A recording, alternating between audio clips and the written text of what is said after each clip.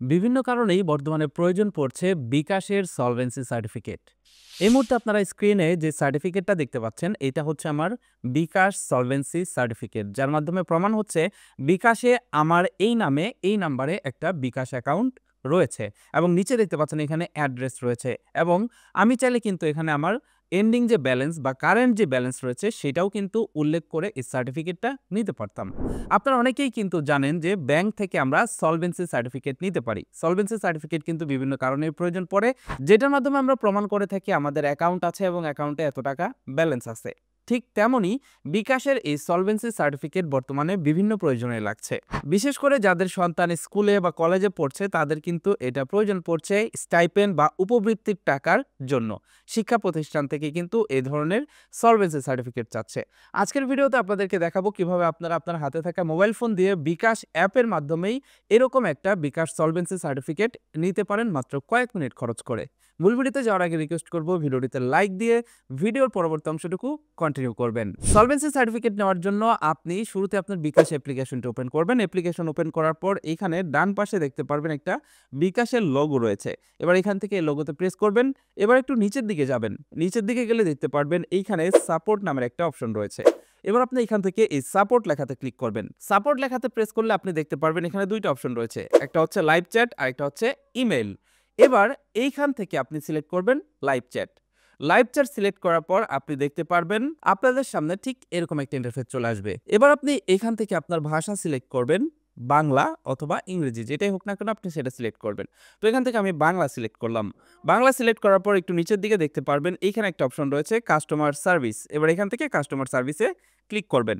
Customer সার্ভিসে click করলে আপনি দেখতে পারবেন এখানে কাস্টমার সার্ভিস প্রতিনিধির সাথে যোগাযোগ করতে হ্যাঁ বাটনে ক্লিক করুন। এবার এখান থেকে হ্যাঁ বাটনে প্রেস করবেন। এবার দেখতে পারবেন এই জায়গাটিতে আপনার নাম লিখতে বলবে। এবার এখানে আপনি আপনার নিজের নাম টাইপ করে দিবেন। এবার আপনি মেসেজটা সেন্ড করবেন। এবার দেখতে পারবেন এইখানে আপনাকে আপনার মোবাইল নাম্বারটি টাইপ করতে বলছে। এবার এখানে আপনি যেই বিকাশ নাম্বারের সলভেন্সি সার্টিফিকেট নেবেন সেই বিকাশ অ্যাকাউন্টের নাম্বারটি টাইপ করবেন। এরপর আপনি এখান থেকে এই সেন্ড বাটনে প্রেস করবেন। নাম্বার সেন্ড করার পর দেখতে পারবেন এখানে একজন এজেন্ট আপনার সাথে যুক্ত হয়ে যাবে।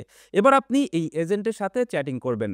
চ্যাটিংয়ে তাকে আপনি বলবেন যে আমার একটা বিকাশ সলভেন্সি সার্টিফিকেট লাগবে। এবার এখানে দেখতে পাচ্ছেন বিকাশ এজেন্ট আমাকে জিজ্ঞাসা করেছে যে আমি কি রেমিটেন্স সার্টিফিকেট চাচ্ছি কিনা। মূলত আমি রেমিটেন্স সার্টিফিকেট চাচ্ছি না, তাই আমি আরেকটু ডিটেইলি তাকে বুঝিয়ে বললাম যে আমি সলভেন্সি সার্টিফিকেট চাচ্ছি। এবার দেখতে পাচ্ছেন বিকাশ এজেন্ট আমাকে এখানে লিখেছে সেবাটি গ্রহণ করার জন্য কিছু তথ্যের প্রয়োজন। এখানে তারা বলেছে 30 দিনের মধ্যে এই নাম্বার থেকে লেনদেন হয়েছে এরকম একটা ডিটেলস এখানে দিতে এবং 30 দিনের ভিতরে যদি কোনো লেনদেন না হয়ে থাকে সেটাও জানাতে বলেছে। তো এখানে তার নিচে বলেছে বিকাশ অ্যাকাউন্ট নাম্বারটি প্রদান করুন। তো এখানে আমি শুরুতে বলবো আমার লাস্ট ট্রানজেকশন যেটা ছিল সেটা আমি লিখে দিব।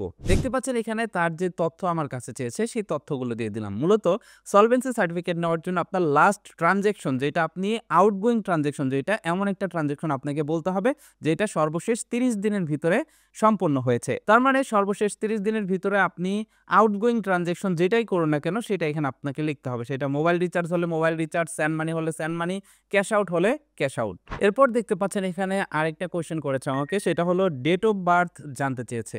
এবার এখানে আমি ডেট অফ বার্থও দিয়ে দিয়েছি। এবার দেখতে পাচ্ছেন আপনার সেবাটি নেওয়ার জন্য একটা ওটিপি কোড আপনার নাম্বারে প্রেরণ করা হয়েছে, সেই ওটিপি কোডটা এখানে দিতে বলেছে।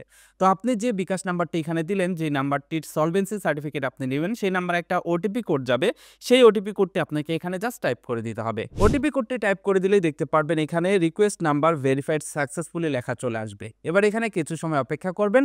আপনার কাছে বিকাশ এজেন্ট আরও কিছু তথ্য জানতে চাইতে পারে, যেমন আপনার ইমেল অ্যাড্রেস যেটার মাধ্যমে আপনাকে আপনার সলভেন্সি সার্টিফিকেটটা তারা পাঠাবে। এছাড়াও আপনার কাছে জানতে চাইতে পারে যে আপনার সলভেন্সি সার্টিফিকেটে কি ব্যালেন্স উল্লেখ থাকবে কিনা বা অ্যাড্রেস উল্লেখ থাকবে কিনা।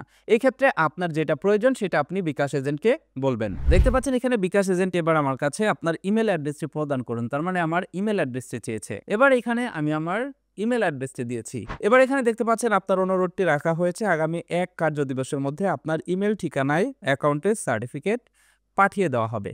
তার মানে এখানে আমার সকল কাজ শেষ। এবার তারা ইমেইলের ভিতরে আমাকে পিডিএফ ফাইলটি পাঠিয়ে দিবে। কিন্তু এখানে একদিন সময় চাইলেও একদিন সময় লাগে না। সাধারণত ১ থেকে ১.৫ ঘন্টার ভিতরেই আপনি ইমেইল পেয়ে যাবেন। ইমেইলটা আসবে এরকম সাপোর্ট থেকে। দেখতে পাচ্ছেন এখানে সাপোর্ট লেখা আছে। আপনি এখান থেকে সাপোর্টে ক্লিক করবেন। দেখতে পারবেন বিকাশ থেকে আপনাকে মেইলটি করা হয়েছে। নিচের দিকে গেলে পিডিএফ ফাইলটা পাবেন। পিডিএফ ফাইলটা ওপেন করলে আপনি দেখতে পারবেন যে আপনার সলভেন্সি সার্টিফিকেটটা আপনার সামনে চলে আসছে। এবার এই সলভেন্সি সার্টিফিকেট আপনি আপনার প্রয়োজন অনুযায়ী যেকোনো জায়গাতে ব্যবহার করতে পারেন। তো এটাই ছিল মূলত বিকাশ থেকে সলভেন্সি সার্টিফিকেট নেওয়ার প্রসেস। আজকের ভিডিওটি আপনাদের কাছে কেমন লেগেছে কমেন্ট করে জানাবেন। সেই সাথে ভিডিওটি যদি আপনার কাছে দরকারি মনে হয় এবং এই ভিডিওটি যদি আপনাদের কাছে ভালো লেগে থাকে, ভিডিওটিতে লাইক দিবেন এবং বন্ধুদের মাঝে শেয়ার করবেন। That's it for now. Take care. Bye by.